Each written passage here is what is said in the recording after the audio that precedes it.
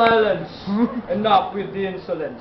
I am Zeus, the father of gods and all mankind. I am the ruler of the Olympians of Mount Olympus, god of the sky and thunder. Cronus and Rhea are my parents. I am the youngest of all my siblings. I married my sister Hera because she is the goddess of marriage. But alas, I am not faithful to her because I have many other offsprings with other women. I have only 2 children with her.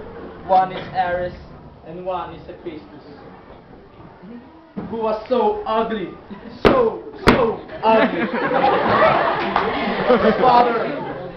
My brother Cronus once born ate all my other siblings, but he doesn't want any other being in this world to be stronger than him. He's a madman, so insecure. Even of unborn and newly born children may one day match his strength. Conceited moron. Ha ha ha! My mother Rhea doesn't want this to happen. So she sought Gaia, my grandmother, to devise a plan to save me. My mother gave her a stone wrapped in swaddling clothes for my father Cronus to swallow. I was hidden in a cave in Mount Ida in Crete. I was raised by my grandmother Gaia. You see, I was already destined to greatness by this great loving plan. After reaching manhood, I cut my father's stomach to release my brothers and sisters, and also to release my brothers of my father Cronus, the Hecatocheires, the Gigantes, and the Cyclops. As a reward, the Cyclops gave me thunder and lightning.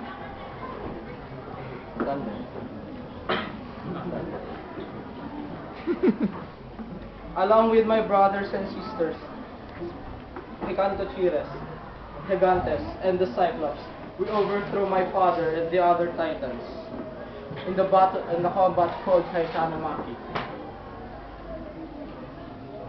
The defeated Titans were cast into the shadowy underworld region, which is Tartarus. After that battle with the Titans, I shared the world with my elder brothers, Poseidon and Hades. We distributed our domains and territories by Adralas. I got the sky and air, Poseidon the water, and Hades the underworld. After taking the throne as king of gods, I have defied some of Gaia's other children, the monster Typhon and Echidna.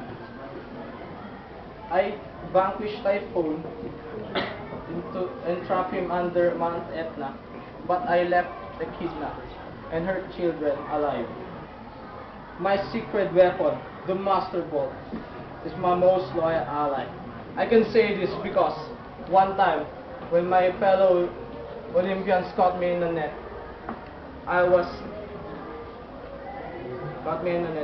because according to them, I am not a good leader. Gah! They only did that out of envy. Now I can really say that my most loyal ally is Mother. I am the strongest forces there is. I am invincible and certainly unbeatable. Better think twice before trying to anger me, or you shall experience my wrath, or it will be your last sensation.